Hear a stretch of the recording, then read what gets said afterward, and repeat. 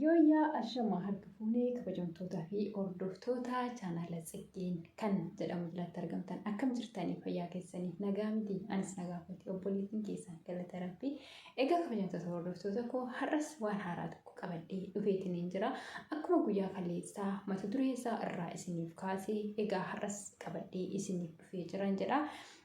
Egaa akkuma kaleessaa guyyaa boruu itti isiniif fufa jedhee isiniif himee har'ammoo kunoo qabadhee dhufeetiin jira jechuudha. Yaadicha guyyaa kaleessaa irraa isiniif kaase.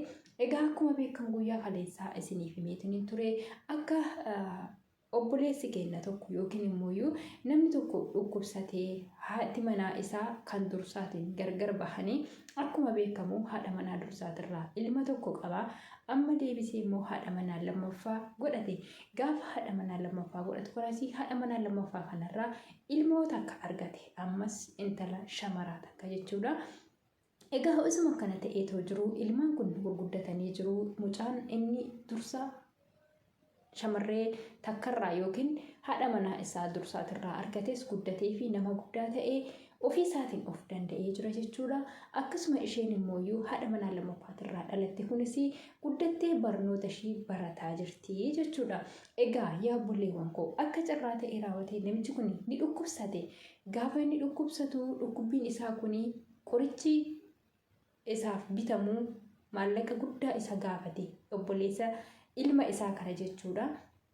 Egaa ilmi isaa fuudhee raawwatee gara mana yaalaa gaafa inni geessu dhibeen isaa waan baay'ee guddaa ta'eef qorichi namicha kanaaf ajajame qoricha baay'ee gatiin isaa haayii ta'edha jechuudha.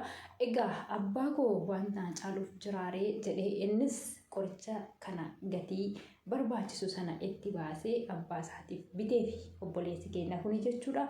Yookiin ilmi kuni abbaa isaatiif maallaqa baasee maallaqa gatii aga barbaachisee sanaan bitee fi jechuudha.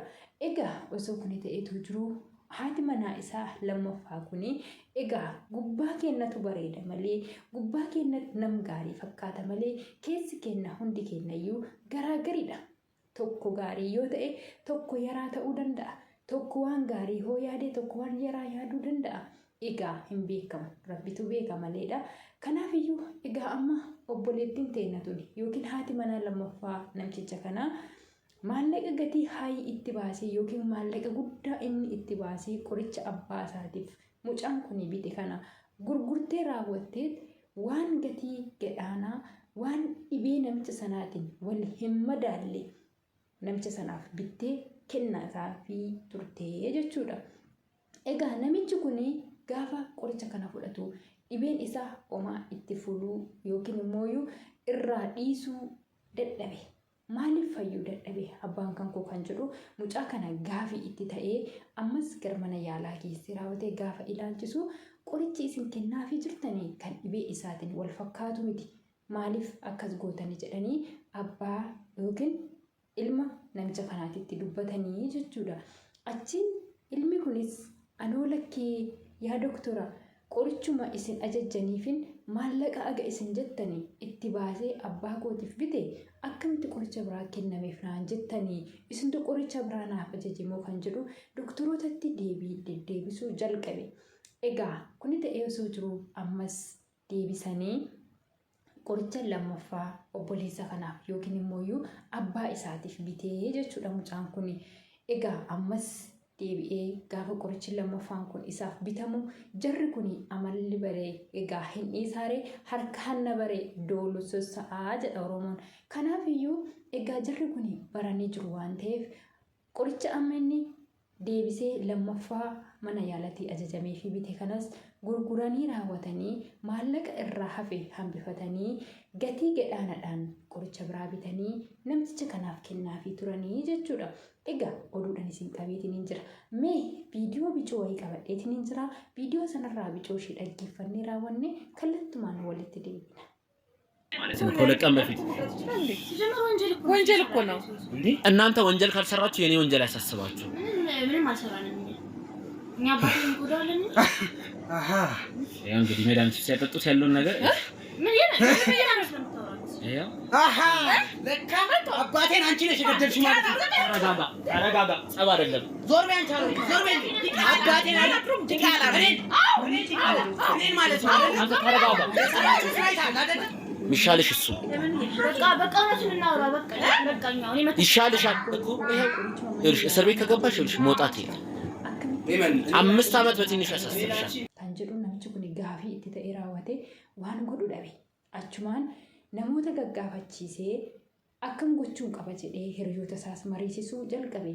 Egaa yaa obboleessa koo erga qoricha dibitteef kanuma manni yaalaa ajajeef ta'e egaa akka carraa ta'e raawwate waan waaqaan beekanii jarri kun si jalaa qayyaruu danda'uu laata jedhanii hiriyoonni mucaa kanaa itti himan. Achiin mucaan kunis akkamittiin irraa baruu danda'a waan kana jedhee gaafii isatti ta'ee waan godhu dhabe. Akka carraa ta'ee egaa sooshaal miidiyaan adda addaa kan namoota garagaraa kana warroota waan gaarii hin hojjanne warroota mana keessatti gocha suukanneessaa namoota irratti raawwatan kana saaxilu hedduutu jira. Akkasuma tirritaa miidiyaa kan jedhamu kuni baay'ee namoota baay'eedhaaf dhaabatee jira jechuudha. Namoota baay'ee du'arraa oolchee jira. Haadhotii baay'ee baraaree jira. Obboleeta keenyaa shamaraa baay'ee baraaree jira. Waan nama ajaa'ibu jechuudha. Mee tirritaa miidiyaa jedhaatii sarchi godhaatii dhaqaatii ilaala. Chaanaala isaanii jalatti wantoota adda addaa argitan waan nama ajaa'ibu jechuudha. Egaa yaa obboloota koo amma maal godharee gurbaan kun dhaqee raawwatee jara kanatti hime. Gaafa inni himu akkamittiin waan kana irraa amanuu dandeessaa? Jarri kun akkana godhu jettee akkamittiin amantaa? Siluma haadha kee hin taaneef shakkite moo maaliif jedhanii gaafatani? Gaafa isaan akkas jedhanii gaafatanu lakkii wantoota baay'eetu fuula koo duratti mul'ataa jira. Wantoota baay'ee irratti shakkaa jira jedhee wantoota irratti shakkaa jiru hunda isaa itti hime. Egaa jarri kunis tooftan isaan ittiin waan sana hordofuu danda'anii kaameraa mana keessatti gaxxamuudha yeroo hundumayyuu jechuudha. Wantoonni shakkiin akkanaa gaafa gara isaanii dhaqee itti himame kaameraa mana keessatti gaxxamanii raawwatanii hordofanii jechuudha. Egaa jarri kunis gaafa jara kana shakkuu isaanii yookiin ilmi kun jara kana shakkuu isaa irratti beekanii kaameraa geessanii manatti gaxxamanii jechuudha. Egaa gaafa dhaqanii kaameraa gaxxamanuu qorichi inni mucaan biteetu abbaa isaatiif kaa'e sunii fi qorichi jarri kun nama sanaaf kennan tokko miti. Ajaa'iba kana nama dhibu baay'ee nama dhiba. Egaa namni waan gaarii waliif hin yaadu. Egaa mee yaa obboloota koo isaan qoricha kana fuudhanii kennuu fi qofadha. Kan maallaqa isaa itti baasee itti bite ilma namicha kanaati. Garuu waan baay'ee nama ajaa'ibudha. Sababa maal ta'eef akkana gochuu danda'anii laata? Mee viidiyoo bicuun tokko hin jira ni dhaggeeffanna walumaan. አሁን እኔ ልጨርስበት። እስካሁን ያወጣሁትን ወጪ አባቴን ገዳዩን አንቺ ነሽ እዚህ ጋር ቁጭ በል። ኧረ አልቃልኝ መታሰር አልፈልግም። እናቴ ናት መጀመሪያ የውርሱ ጉዳይ እንዲያልቅላት ብላ ለእኔ ለማዞር እኔ የተሻለ ደረጃ እንድደርስላት በክፋት አስበው እኮ አይደለም። እናቴ ጥሩ ሰው ናት። ከዛ ውርሱን ለእኔ ለማድረግ አስባ እንደዚህ አይነት ነገር አሰበች። ከዛ መድኃኒት እየቀየርን ሌላ መድኃኒት ሰጠኑና እግሩ እንደዚህ እንዲሆን ያደረግነው እኛ ነን። ተንቀሳቅሶ የእርሱን ጉዳይ ቼክ አድርጎ ሁለቱ እንዳያዞርላት እሱ ደግሞ ከተሻለ በእርግጠኝነት ለእኔ ብቻ ነው። ማለፍ አከሳን ነምቸ ከናፍ ቆርቸ ብራ ላታፊ ጅረኒ ጀቹudha. Ajaa'iba kana waan baay'ee nama ajaa'ibuudha.